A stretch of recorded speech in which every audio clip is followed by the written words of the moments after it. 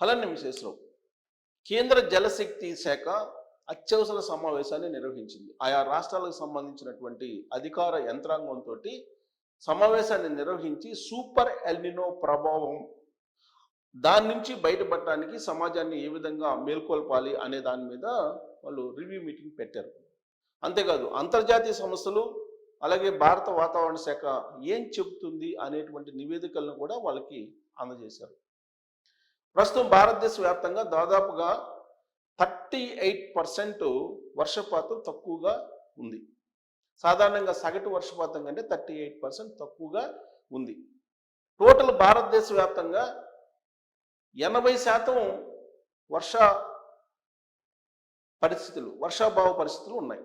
అంటే వర్షాలు పడినటువంటి పరిస్థితులు ఉన్నాయి 80% సుమారుగా. ఇది అంతర్జాతీయ సంస్థలు అలాగే జాతీయ వాతావరణ శాఖ చెప్తున్నటువంటి డేటా. ఆ డేటాని ఆయా రాష్ట్రాలకు సంబంధించినటువంటి యంత్రాంగానికి కూడా కేంద్ర జలశక్తి శాఖ అందించింది. దేశంలో ఉండేటువంటి రిజర్వాయర్లు కానీ డ్యాములు కానీ వాటి యొక్క నీటి నిల్వలు ఎంత ఉన్నాయి, వాటిని ఎలా ఉపయోగించాలి అనే దాని మీద ఢిల్లీలో ఎక్సర్సైజ్ జరుగుతోంది. కారణం ఏంటంటే నీటి నిర్వహణ సక్రమంగా లేకపోతే సూపర్ ఎల్నినో ఇచ్చేటువంటి కరువు నుంచి బయటపడటం కష్టం మానవాళి.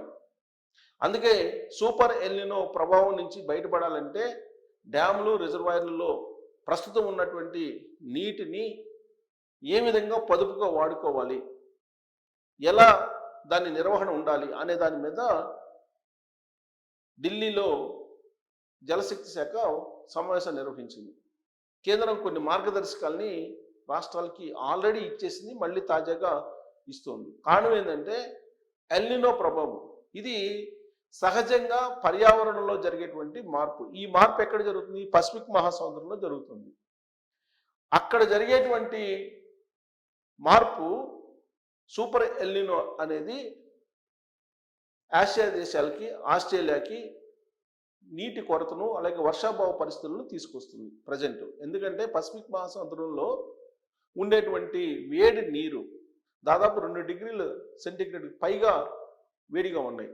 అవి దక్షిణ అమెరికా వైపు వెళ్ళిపోయి మేఘాలు అక్కడ వర్షం భారీగా కురిసే పరిస్థితి తీసుకొచ్చాయి. ఆ కారణం చేత ఆసియా దేశాలకి ఆస్ట్రేలియాకి వర్షాభావ పరిస్థితులు ఏర్పడతాయని అంతర్జాతీయ వాతావరణ సంస్థలు చెప్తూ ఉన్నాయి. ఇప్పుడు తాజాగా చూసుకుంటే బాంబేలో కుండపోత వర్షం పడింది, బాంబే మునిగిపోయింది. కానీ మహారాష్ట్రలో కరువు పరిస్థితులు ఉన్నాయని చెప్పి ఇప్పుడు వాతావరణ శాఖ రివ్యూ మీటింగ్లో చెప్తుంది. ఒక ముంబైలో మాత్రమే కుండపోత వర్షం పడింది. ఇప్పుడు మనకి కేరళ, తమిళనాడు, ఆంధ్రప్రదేశ్, తెలంగాణ ఈ రాష్ట్రాలన్నీ కరువు ప్రభావిత రాష్ట్రాల్లోనే ఉన్నాయి. దాదాపు హై రిస్క్ జోన్ల కింద 111 జిల్లాలని ప్రకటించింది కేంద్ర ప్రభుత్వం తాజాగా. ఏదో భారతదేశంలో ఉండేటువంటి అన్నిటిలో కంటే 111 జిల్లాల్ని హై రిస్క్ ప్రాంతాలుగా ప్రకటించింది. దాంట్లో ఆంధ్రప్రదేశ్ ఉంది, తెలంగాణ కూడా ఉంది.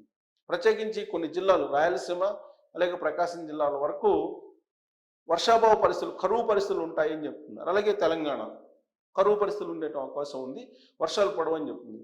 హైదరాబాద్ గురించి కూడా ప్రత్యేకించి మెన్షన్ చేశారు. ఎందుకంటే ఇక్కడ మెగా సిటీ కాబట్టి నీటి ఎద్దడి ఉండే అవకాశం ఉంది, మంచినీళ్ళు దొరికే పరిస్థితి ఉండదని చెప్పి జలశక్తి శాఖ రివ్యూ చేసింది. రివ్యూ చేసి వర్షపాతం ఎలా ఉంది, అలాగే రిజర్వాయర్లో శ్రీశైలంలో ఎంత ఉంది, నాగార్జునసాగర్లో ఎంత ఉంది, ఇవన్నీ కూడా గోదావరి జలాలు ఎన్ని ఉన్నాయి, వీటన్నిటి మీద కూడా ఇప్పుడు లెక్కలు వేసి రివ్యూ చేస్తూ ఉన్నారు. మరి ఇంతగా ఎందుకు చేస్తున్నారు?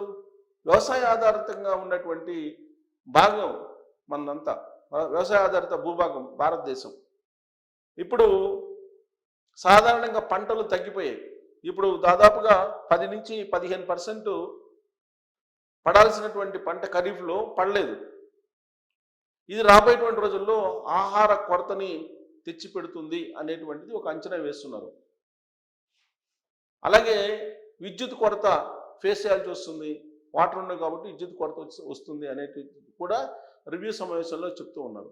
ప్రత్యేకించి ఆహార ధాన్యాల కొరత ఏర్పడే అవకాశం ఉంది అనేది అంచనా వేస్తూ ఉన్నారు. సూపర్ ఎల్నినో అంటే కొన్ని చోట్ల కుంభవృష్టి కురుస్తుంది, దాన్ని క్లౌడ్ బర్స్ట్ అనొచ్చు. ఇప్పుడు చైనాలో పరిస్థితి అదే ఉంది, సోషల్ మీడియాలో తిరుగుతుంది. కొన్ని చోట్ల భారీగా కురుస్తుంది, మరి కొన్ని చోట్ల అసలు వర్షమే పడదు. ఇప్పుడు హైదరాబాద్లో వర్షం లేదు, ముంబైలో వర్షం ఉంది, మహారాష్ట్ర మొత్తం కరువు ఛాయల్లో ఉందని చెప్పి చెబుతున్నారు. ముంబై తప్ప మిగతా ప్రాంతాల్లో కరువు ఛాయలు ఉన్నాయని చెప్పి.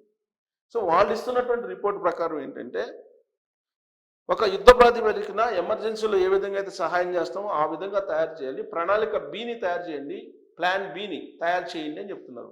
ఎందుకంటే వర్షాభావ పరిస్థితులు ఏర్పడితే ఏంటి మీ దగ్గర ఉన్నటువంటి ప్లాను అనే దాని మీద ప్లాన్ బిని తయారు చేయండి అని చెప్పి కేంద్ర ప్రభుత్వం ఆదేశాలు జారీ చేసింది.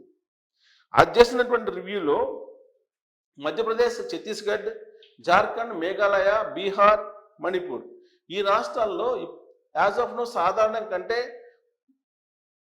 40 నుంచి 76% ఆయా ప్రాంతాలు 40 నుంచి 76% వర్షపాతం తక్కువగా పడింది, వర్షపాతం లోటు ఉందని చెప్పి అనౌన్స్ చేశారు. ఆగస్టు, సెప్టెంబర్లో అంటే ఈ నెల జూలై, ఆగస్టు, సెప్టెంబర్లో పరిస్థితి ఏంటి రాబోయే రోజుల్లో అనేది దాని మీద కూడా రాష్ట్రాలకే తెలియజేసాయి. పంజాబ్, హర్యానా, రాజస్థాన్, మహారాష్ట్ర, విదర్భ ప్రాంతాలు ప్రత్యేకించి మరాఠ్వాడా, విదర్భ ప్రాంతాల్లో తీవ్ర కరువు రాబోతుంది అని చెప్పి హెచ్చరిస్తుంది.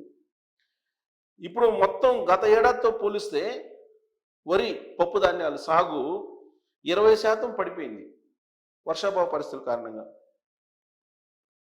అందుకే మొత్తం భారతదేశాన్ని ఒక యూనిట్గా తీసుకుని ఏం చేయాలనేది ఆయా రాష్ట్రాలకి కేంద్ర ప్రభుత్వం ఆదేశాలు జారీ చేస్తుంది. తెలంగాణకు వచ్చేటప్పటికి జూలై 10 నాటికి తెలంగాణలో 19% వర్షపాతం లోటుగా ఉంది. సగటు వర్షపాతం కంటే 19% తక్కువగా పడింది. రాష్ట్రంలో ఉండే 33 జిల్లాల్లో 20 జిల్లాల్లో వర్షాలు లేక పంటలు ఎండిపోతున్నాయి అని చెప్పి రిపోర్టు కేంద్ర ప్రభుత్వం దగ్గరికి ఉంది. హైదరాబాద్ నీటి సంక్షోభం ఏంటి అనేది కూడా మెన్షన్ చేసింది కేంద్ర ప్రభుత్వం. ఏంటంటే హైదరాబాద్లో 28% వర్షపాతం లోటు ఉంది, అంటే పడాల్సినటువంటి వర్షానికంటే 28% తక్కువగా పడింది. సో దీంతో హైదరాబాద్ వ్యాప్తంగా నీటి ఎద్దడి, తాగునీటి ఎద్దడి మొదలయ్యింది అని చెప్పి కేంద్ర ప్రభుత్వం ఈ రివ్యూ మీటింగ్లో ప్రస్తావించినటువంటి అంశం. ఇక సాగు భూముల్లో 38% మాత్రమే విత్తనాలు పడ్డాయి. ముఖ్యంగా వరి సాగు కేవలం 6.4% మాత్రమే అని చెప్పి ఆందోళన వ్యక్తం చేసింది కేంద్ర ప్రభుత్వం. ఎందుకంటే ఆహార ధాన్యాల కొరత వస్తుంది కాబట్టి. ఇక ఆంధ్రప్రదేశ్కి వచ్చేటప్పటికి రాయలసీమ, ప్రకాశం జిల్లాలో ఈ సూపర్ ఎల్నినో ముప్పు ఎక్కువగా ఉంటుందని చెప్పి చెప్తున్నారు. అనంతపురం, వైఎస్ఆర్ కడప, కర్నూలు, ప్రకాశం జిల్లాలో వీటిలో వర్షాభావ పరిస్థితులు ఉన్నాయి, కరువు తాండవించే అవకాశం ఉందని చెప్పి చెప్తున్నారు. ఇది కేంద్ర ప్రభుత్వం చెప్తున్నటువంటి రిపోర్టు. ఈరోజు రివ్యూ కూడా అత్యవసరంగా పెట్టింది. అత్యవసరంగా పెట్టి అనౌన్స్ చేసి ఎలాంటి చర్యలు తీసుకోవాలి అనే దాని మీద ఆహార ద్రవ్యోల్బణం అనేది ఒకదాన్ని చెప్పింది. ఆహార ద్రవ్యోల్బణం అంటే ఆహారం యొక్క కొరత పెరిగే అవకాశం ఉంది, మీరు ప్రత్యామ్నాయ చర్యలు ప్లాన్ బిని తయారు చేసుకోండి అని చెప్పి ఆయా రాష్ట్రాలకి ఆదేశాలు జారీ చేసింది. కాబట్టి ఏదో కొన్ని చోట్ల వర్షాలు పడినంత మాత్రాన కరువు ఉండదు అని చెప్పేసి అనుకోవడానికి లేదు. కరువు ఉంటుందని చెప్పి అంతర్జాతీయ వాతావరణ సంస్థలు అలాగే భారత వాతావరణ సంస్థ కూడా చెప్తుంది. కాబట్టి మీరు కూడా కరువు పరిస్థితుల్ని ఎదుర్కోవడానికి మానసికంగా సిద్ధపడాల్సిందే. అందుకే ఎప్పటికప్పుడు రివ్యూ మీటింగ్ సారాంశం కానీ లేదా వాతావరణ శాఖ ఇస్తున్నటువంటి వాతావరణ శాఖ బులెటిన్స్ కానీ మీకు అందజేస్తున్నాం. సో దీని మీద మీరు కామెంట్ చేయొచ్చు. Thank you.